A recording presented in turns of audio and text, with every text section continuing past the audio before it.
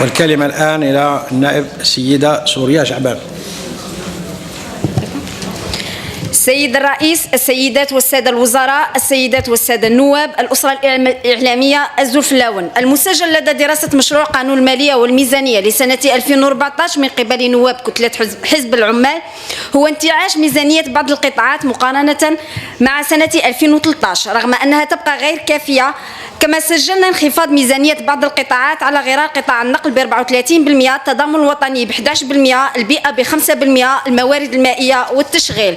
في حين أكد المشروع استمرارية لسياسة الإعفاءات والتنازلات وفتح صناديق جديدة دون تقديم حاصلة لما سبق، وهو يحملنا للتساؤل والمطالبة بالإجابة الرسمية عن جدوى الاستمرارية في ذلك رغم أننا لم نسجل أي نتائج مرضية، أم أن ثقافة وأد الملفات بإنشاء لجان تحقيق وصناديق أصبحت كالملازمة لا يمكن الحياد عنها، وما مصير الصناديق التي تفتح وتغلق مع كل قانون مالية والتعليل تحت عنوان تشجيع الاستثمار وتطوير الاقتصاد الوطني.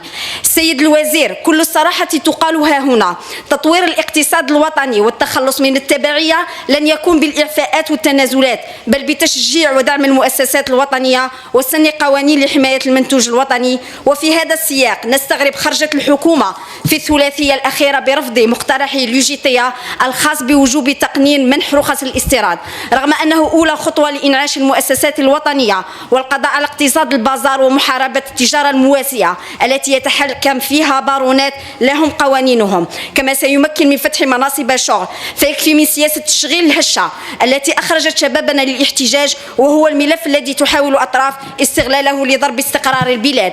لابد من دق ناقوس الخطر وتطليق سياسة البريكولاج في تسيير الملف وهو طالما طالب به حزب العمال. سيد الوزير، إن دعم المنتوج الوطني موجود فقط في التصريحات والشعارات الرسمية، أما الواقع فهو يخالف ذلك. نحن نستورد كل شيء حتى العصائر قريبة الانتهاء الصلاحية التي تجلب بمبالغ زهيدة مقابل تصريحات لمبالغ ضخمة من العملة الصعبة التي أضحت تهرب بشكل مقنن. فتشجيع الاستيراد دون رقابة كما هو واضح أصبح عبارة عن رخصة لاستيراد الموت للجزائريين. وهنا السؤال المطروح، أين هي الأجهزة الرقابية وإلى أين وصلت التحقيقات فيما يخص المستوردين الوهميين؟ كل هذا والمسؤولون يتحدثون عن المنظمة العالمية للتجارة والانضمام إليها. نقول هنا لابد من حماية اقتصادنا وليس التفكير في ترخيص منتوجنا كما رخصت مؤسساتنا العمومية في وقت سابق.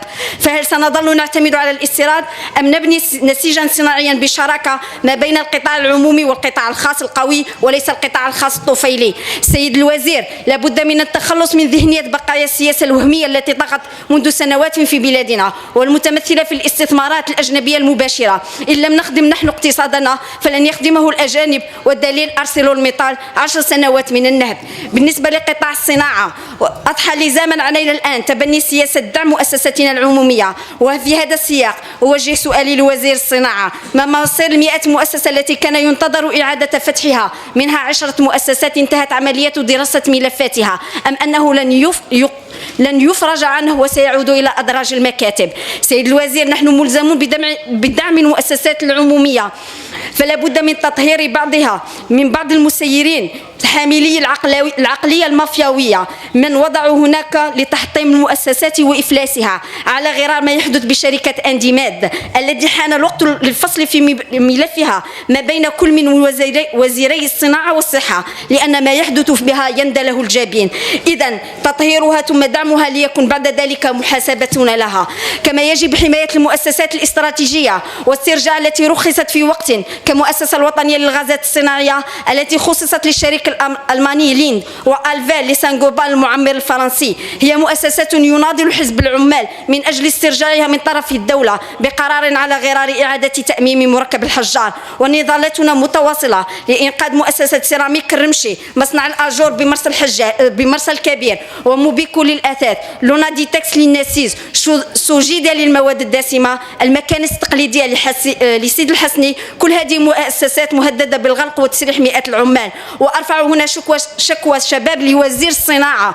تم إصدار قرار طرد أكثر من 50 شاب من قبل إدارة مصنع توسيالي لبطي ووهران للتدخل لحل قضيتهم، كما أن هناك المئات منهم يعملون في ظروف غير آمنة أدت لتعرض عدد منهم لحروق بالغة الخطورة، وهو ما تم رفعه للسلطات المحلية التي لم تتحرك لحد الآن. وشكرا.